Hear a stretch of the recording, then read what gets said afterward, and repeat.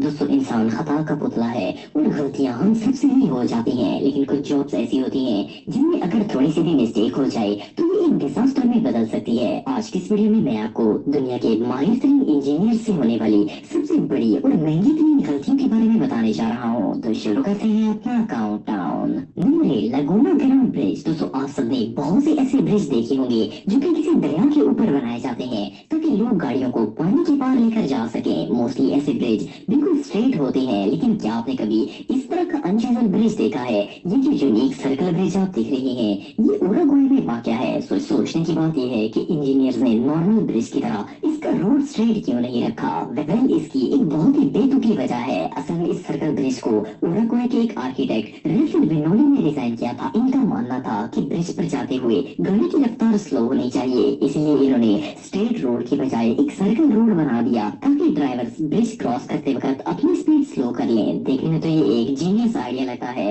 लेकिन प्रॉब्लम ये कि कर्व्ड रोड पर गाड़ियों के एक्सीडेंट के चांसेस 80% ज्यादा हो जाते हैं। सो बेसिकली इस इंजीनियर ने लोगों की जान को उल्टा खतरे में डाल दिया। ये आइडिया न सिर्फ यूजलेस था बल्कि बहुत ही एक्सपेंसिव भी था, क्योंकि ब्रिज को ये सर्कल शेप देने के लिए कई मीटर रोड एक्स्ट्रा बनाया गया जिस पर अच्छा खासा खर्चा हो गया। बहरहाल जो भी हो, ये सर्कल ब्रिज देखने में काफी कूल लगता है। Number 7, Hanshin Expressway. दोस्तों ये जो ब्रिज रोड आप देख रहे हैं ये हानशिन एक्सप्रेसवे है जो कि जापान के इलाके कोबे में वाक़या है। ये रोडवे इस शहर का मेन ट्रांसपोर्टेशन सिस्टम है जो कि कोबे को ओसाका शहर से मिलाता है। देखने में ये एक्सप्रेसवे बिल्कुल परफेक्ट लगता है, लेकिन जनवरी 1995 में जापान के इस शहर में सिर्फ 20 सेकंड के लिए जलजला आया था और इस जलजले की वजह से ये पूरा का पूरा एक्सप्रेसवे टूटकर जमीन पर गिर गया था। पहले तो सबको लगा कि एक नेचुरल डिजास्टर है, लेकिन जब इसके स्ट्रक्चर को इन्वेस्टिगेट किया गया तो पता चला कि इसे इंजीनियर्स ने सही से बनाया ही नहीं था। असल में इस एक्सप्रेसवे को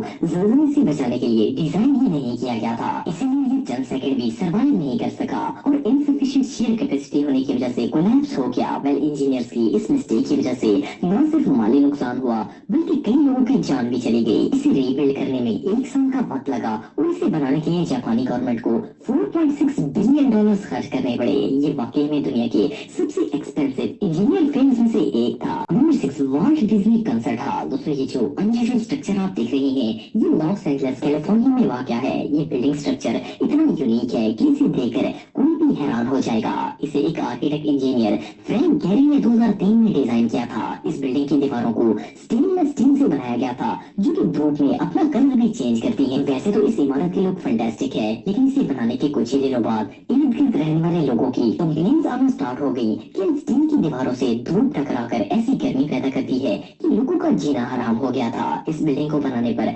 $274 मिलियन खर्च किए गए थे, पर इसके आसपास रहने वाले लोग इन स्टील की दीवारों की वजह से अपनी विंडोज को भी ओपन नहीं कर सकते थे। जब गवर्नमेंट को बहुत ज्यादा कंप्लेंट्स गई तो अथॉरिटीज ने ऑनर को वॉल चेंज करने का ऑर्डर दे दिया। इस बिल्डिंग की 370 मीटर दीवारें जो कि रेजिडेंशियल साइड पर आती थी इन्हें रिस्टोर करके सैंड ब्लास्ट कर दिया गया, जब जिस पर 2 करोड़ 77 लाख से भी ज्यादा पैसा खर्च हो गया। Number 5, Tacoma Bridge. दोस्तों ब्रिजेस इंसान के हाथों बनाए गए सबसे यूजफुल और जीनियस स्ट्रक्चर्स में से एक है, पर इनको डिजाइन करना बच्चों का खेल नहीं है। इंजीनियर्स की माइनर से भी मिस्टेक बड़े हादसे का सबब बन सकती है। ये जो ब्रिज आप देख रहे हैं ये टेकोमा ब्रिज है जो कि अमेरिका के इलाके वाशिंगटन में मौजूद है। इस ब्रिज को 1940 में बिल्ड किया गया था। ये एक सस्पेंशन ब्रिज था जिसको ह्यूज केबल्स के सहारे खड़ा किया गया था, लेकिन टेकोमा ब्रिज की ओपनिंग के सिर्फ 4 ही महीने बाद इस इलाके में तेज हवा चली और ये पुल बुरी तरह शेक होना स्टार्ट हो गया। ये सीन इतना टेरिफाइंग था कि इसे देखकर ही डर लग जाता है। वह ये ज्यादा देर तक इन हवाओं को बर्दाश्त नहीं कर सका और कुछ ही देर बाद ये दरमियान से तोड़कर दरिया में गिर गया, लेकिन इस हादसे में किसी की जान नहीं गई। इंजीनियर्स ने इसे बनाते वक्त हवा की फोर्स के बारे में सोचा ही नहीं, इसे कोई एडिशनल सपोर्ट नहीं दी गई थी जिसकी बदौलत ये जोड़ने से बच पाता। 1940 में इसे बनाने पर $6 मिलियन खर्च किए गए थे जो कि उस दौर में एक बहुत बड़ी रकम थी। एनीवे इंजीनियर्स का ये डिजाइन बुरी तरह फेल हो गया। 4, चार्ल्स डी गॉले एयरपोर्ट। दोस्तों एयरपोर्ट दुनिया की हाईली प्रोटेक्टेड प्लेसेस में से एक है। खास करके इंटरनेशनल एयरपोर्ट्स को अच्छा डिजाइन किया जाता है ताकि मुल्क की अच्छी इमेज बने। ये जो ब्यूटीफुल एयरपोर्ट आप देख रही हैं ये फ्रांस में वाक़या है। जब ये एयरपोर्ट तामीर हुआ था तो इसे इसे फ्रांस के सबसे खूबसूरत एयरपोर्ट्स में शामिल किया गया था। इसे एक इलेक्ट्रिक ट्यूब डिजाइन दिया गया था जो कि अंदर से बहुत ही स्टनिंग लुक देता था। लेकिन 2004 में इस एयरपोर्ट के टर्मिनल 2E की छत अचानक टूट गई और कंक्रीट सीधा पैसेंजर्स के ऊपर गिर गई। इस हादसे में 4 लोग मारे गए और 3 लोग जख्मी हुए। जब इन्वेस्टिगेशन की गई तो पता चला कि ये असल में एक इंजीनियरिंग मिस्टेक थी। असल में ये एयरपोर्ट टर्मिनल 450 मीटर लंबा था और इतने बड़े रूफ को सपोर्ट देने के लिए अंदर एक भी पिलर नहीं बनाया गया था, इसीलिए छत कोलैप्स हो गया। यह हादसा इस एयरपोर्ट की ओपनिंग के कुछ ही माह बाद पेश आ गया था। कभी कभार खूबसूरत डिजाइन एक डिजास्टर में बदल जाता है। बहरहाल जो भी हो, इंजीनियरिंग में गलती की कोई गुंजाइश नहीं होती। Number 3, height Regency hotel. दोस्तों, अगर आप किसी मॉल या होटल की बिल्डिंग में गए हो तो आप जानते होंगे कि वहाँ लोगों के चलने के लिए रास्ता बनाया जाता है जो कि फर्स्ट फ्लोर से लेकर टॉप फ्लोर सब में ही मौजूद होता है। ये जो होटल आप देख रही हैं, ये अमेरिका के इलाके टेनेसी में वाक़या है। जुलाई 1981 में जब इस होटल में एक फंक्शन चल रहा था तो बिल्डिंग के 2 वॉकिंग वेज टूट गए और कंक्रीट सीधा नीचे मौजूद लोगों पर आ गिरी। अनफॉर्चुनेटली इस हादसे में 114 लोग मारे गए और 226 लोग बुरी तरह जख्मी हुए। ये अमेरिकन हिस्ट्री के सबसे डेडलीस्ट मैन मेड फेलियर्स में से एक था। जब इस केस की इन्वेस्टिगेशन की गई तो पता चला कि इन वॉकवेज को होल्ड करने के लिए जो सपोर्ट दी गई थी वो लोगों का तो दूर, इस कंक्रीट का भी वजन बर्दाश्त नहीं कर सकती थी। इस हादसे के लिए आर्किटेक्ट इंजीनियर्स को ब्लेम किया गया क्योंकि ये 100% डिजाइन फेलियर था। ये वॉकवेज एक दूसरे के ऊपर बने हुए थे और जब ये ऊपर वाला हिस्सा टूटा तो नीचे मौजूद लोगों पर कंक्रीट गिरी, फिर वो दूसरा हिस्सा भी टूटकर सीधा फ्लोर पर जा लगा।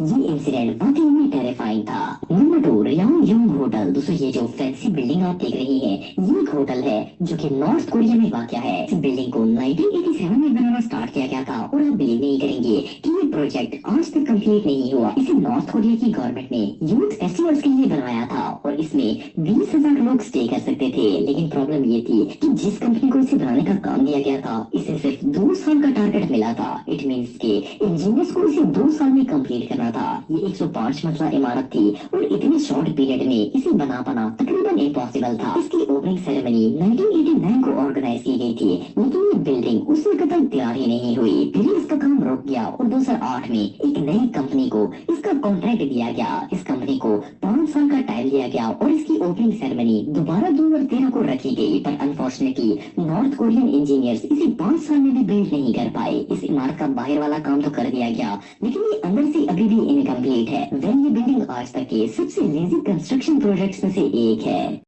Number 1, Tropicana field. दोस्तों, दुनिया में जितने भी स्टेडियम्स बनाए जाते हैं वो सब के सब रूफलेस होते हैं, लेकिन क्या आपने कभी ऐसा स्टेडियम देखा है जिसकी छत हो? ये जो अनयूजुअल स्टेडियम आप देख रहे हैं, ये सेंट पीटर्सबर्ग फ्लोरिडा में वाक़या है। ये असल में एक बेसबॉल स्टेडियम है जिसे 1990 में बनाया गया था। हैरान की बात यह है कि इसे बनाने वाले इंजीनियर्स ने इतने बड़े स्टेडियम को एक सीलिंग रूफ से कवर कर दिया। मेन आइडिया ये था कि इस मैसिव रूफ की मदद से एक तो गर्मी के मौसम में कूलिंग कॉस्ट बचेगी क्योंकि धूप अंदर आ ही नहीं सकेगी। दूसरा, ये छत इस स्टेडियम को खराब मौसम में प्रोटेक्ट करेगा और इवन बारिश के मौसम में भी प्लेयर्स इजीली अपनी गेम कंप्लीट कर सकेंगे। लेकिन इस डिजाइन में बहुत सी खराबियां थी। एक तो ये बाहर से देखने में एक ह्यूज टैंकी की तरह लगता था। दूसरा, बेसबॉल में जब बैट्समैन बॉल को हिट करता था तो वो रूफ से टकरा कर नीचे आ जाती थी। स्टेडियम को बनाने पर $254 मिलियन खर्च किए गए थे, पर ये डिजाइन कंप्लीटली फेल था।